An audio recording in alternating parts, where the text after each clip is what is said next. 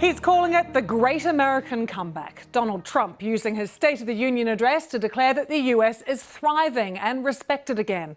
Mr. Trump spoke of a blue-collar boom, claiming unemployment rates are at their lowest for over half a century. Unsurprisingly, the Democrats weren't impressed, so much so the House Speaker Nancy Pelosi tore up a copy of the speech. Our Washington correspondent Ben Wright was watching.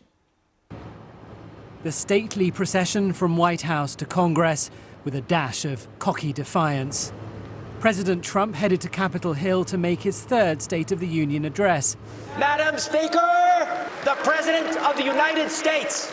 In the same chamber where 7 weeks ago he became only the third president to be impeached. And Donald Trump seemed to snub the handshake offered by Democratic House Speaker Nancy Pelosi. With the Senate poised to acquit him on Wednesday, this is a president now firmly focused on his re-election. Jobs are booming, incomes are soaring, poverty is plummeting, crime is falling, confidence is surging, and our country is thriving and highly respected again.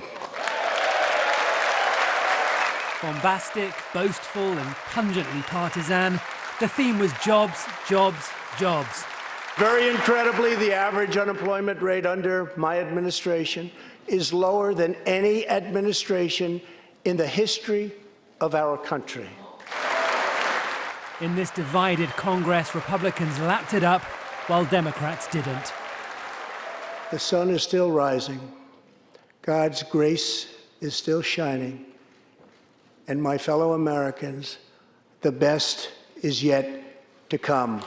Thank you. And then, at the end, this. Nancy Pelosi ripping up the president's speech in disgust. Washington has rarely looked so bitter. Because it was a manifesto of mistruths. And what do you think about him not shaking your hand? We always extend a hand of friendship. If he rejects it, that's up to him. And the partisan divide will only deepen later today when, as everyone expects, the Republican-led Senate clears President Trump of abusing his power and obstructing Congress.